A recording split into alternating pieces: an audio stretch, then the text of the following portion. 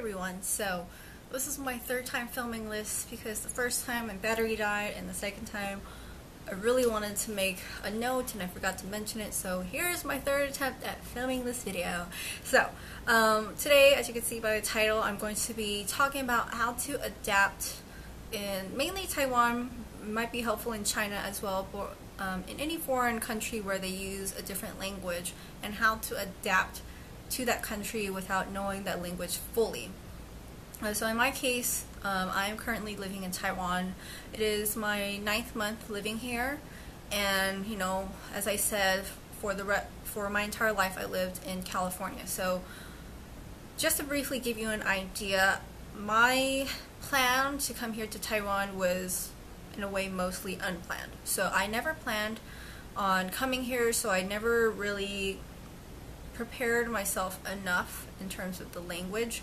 I did not learn how to read, I did not learn how to write in the language. I do speak Mandarin, but I would say my level is mostly at a first grade level, at max a second grade level. So I could get around with basic, very basic communication on how to ask for things, how to go to the bathroom, you know, what's in this dish that I'm ordering, you know, very basic things like that. But when it comes to more important processes like, you know, any paperwork or contracts or documentations, things like that, I will need some extra help. So if you do run into that case, find someone that you trust and can fully believe in, and then, you know, do those more serious processes with them. But instead I'm going to be talking about more general things when you're starting out in this country. So first I want to give a shout out to Melisha12, I think is how you say her username. So Melisha, thank you for requesting this video. I'm going to be talking a little fast because there are many points I want to get through. So hopefully you could follow along.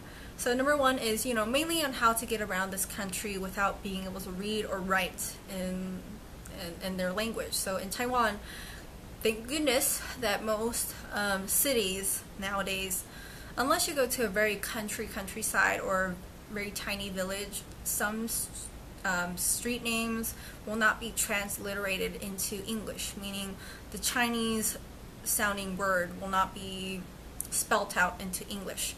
But if you go to a city like Taipei or any big areas, most likely it will be translated. So as a result, you really want to learn how to really break down the spelling of these street names. Usually the spelling of these street names are sort of a long chain of characters. So let's take, for example, Shanghai. Okay, like Shanghai, we all know Shanghai is pronounced as Shanghai. So in Chinese, Shang is, or Sang is one character for them, and Hai is one character for them. So learning how to break down this long chain of English alphabet or letters into what characters it'll make into the street name, and learning how to pronounce it more accurately over time will help whoever you're asking for directions. For example, instead of Shanghai, that's a big one, but let's pretend it's not a big name and you say Shanghai Road, they might look confused. So you want to learn from the locals that it's pronounced as Shanghai instead of Shanghai, right? So that's something to just practice over time. For example, if you get Daxue Road, it's spelled D-A-X-U-E, you want to be able to break that down into Daxue Road, D-A-X-U-E Xue Road, and try to pronounce it more accurately, so again the person you're asking will have a clue of what street you're talking about. Number two is, if you're going to a new area and you're trying to find this place, ask the person who's telling you about this area what kind of big landmarks or big stores or malls or museums are very close within proximity to the area, or even a train station or a high-speed rail station. If it's near those areas, you know, and you're far away from that area, then you want to ask someone on the street, you know, how do I get to the train station?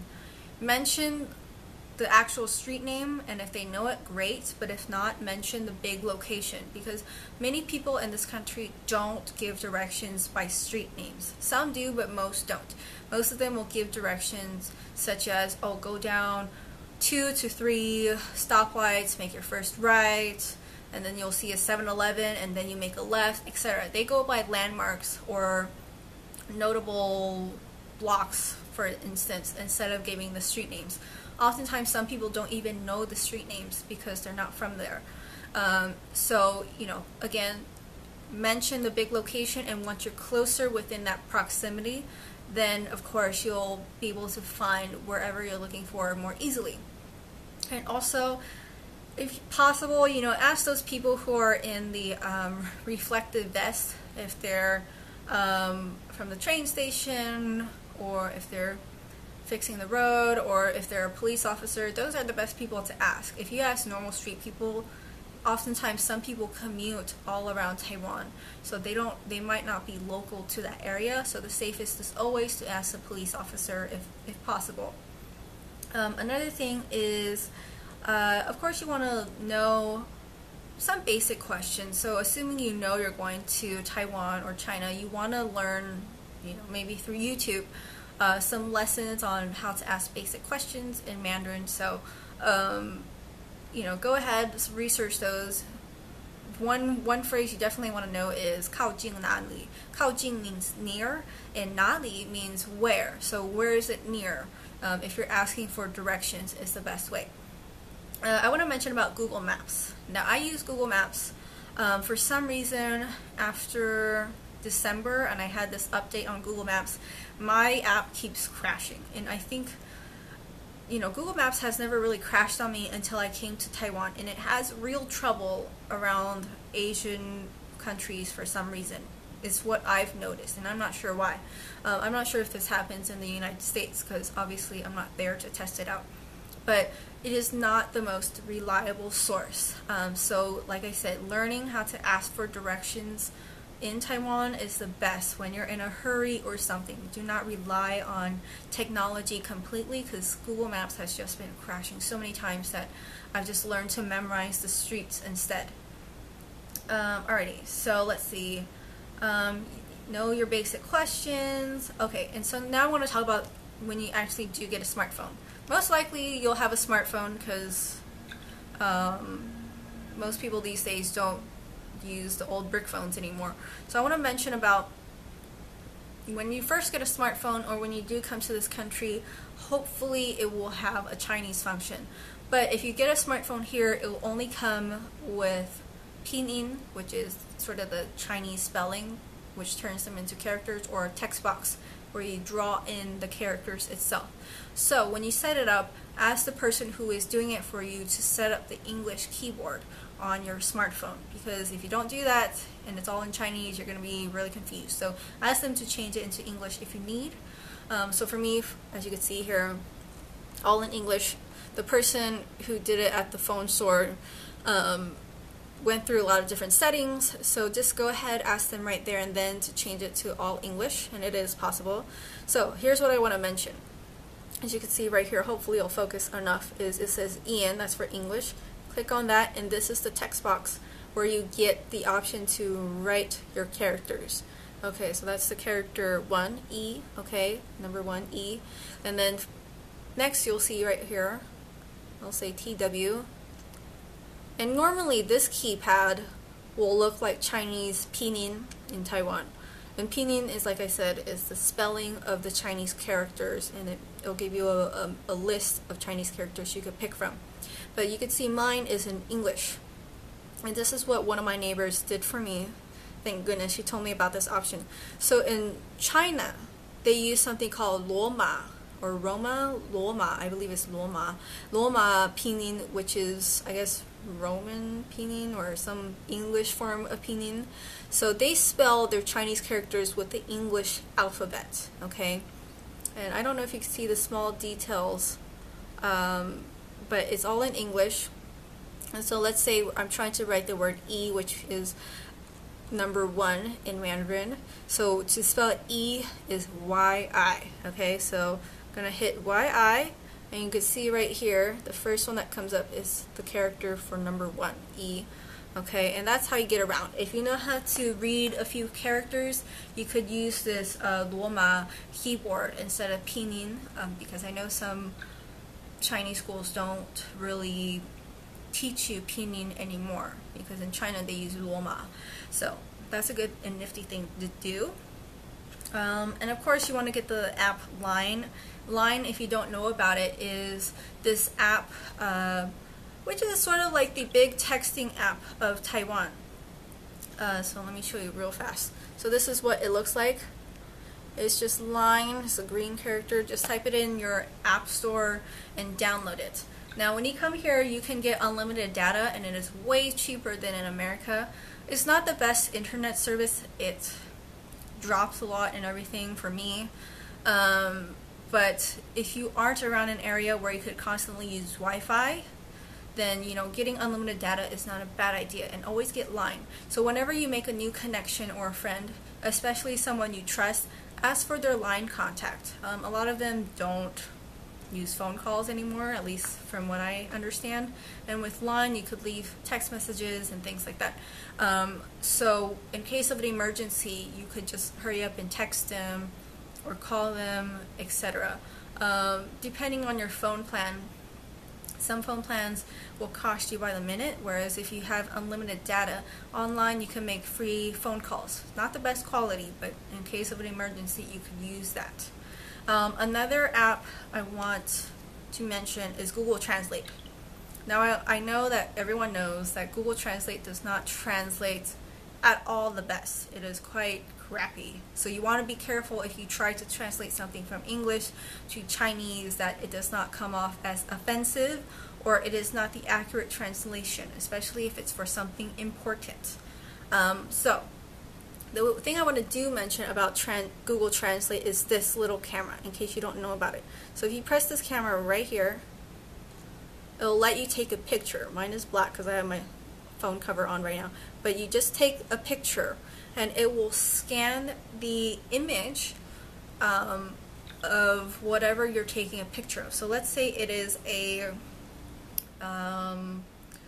billboard or a sign in front of a door, and hopefully it is printed instead of handwritten. If it's printed, it scans quite decently well, and you'll see that you could kind of just highlight the words that you want the app to translate. So it comes in handy. It doesn't always work. It works best if the text it's scanning is big and it's clear and hopefully printed or typed instead of handwritten. It works decently well. In case you're in an emergency, you want to understand what something means, using that camera app has saved me a few times. Alright, and now let's talk about being in the city. Now if you go to, again, more countryside, very village area, or most of the population is extremely old, most likely a lot of them won't know English. But nowadays, really a lot of people in Taiwan, or most likely China as well, is that they do work very hard to learn English. So don't underestimate the people there who don't speak English. A lot of them do, and a lot of them love to speak English. I find that a lot of foreigners who sometimes even ask me and assume I'm, a native Taiwanese person, they speak very slowly to me, or they might make a comment and it turns out I speak English. But even with some people on the street who are not Americans, but they know how to speak English perfectly fine. So don't underestimate them. They do speak English. I do find that, the younger kids are more shy about speaking English in general, not always. Whereas the more grown adults do tend to love speak English. They love to make a conversation with you, and they love to help out. So if you don't know how to speak in Chinese, go ahead and ask them in English, because they all do know English quite well, especially in the city. I teach at a cram school, and I have a ton of students, and cram schools do incredibly well here because everyone wants to learn English, and a lot of foreign companies or Taiwanese companies as well require them to speak English. So don't underestimate the locals here.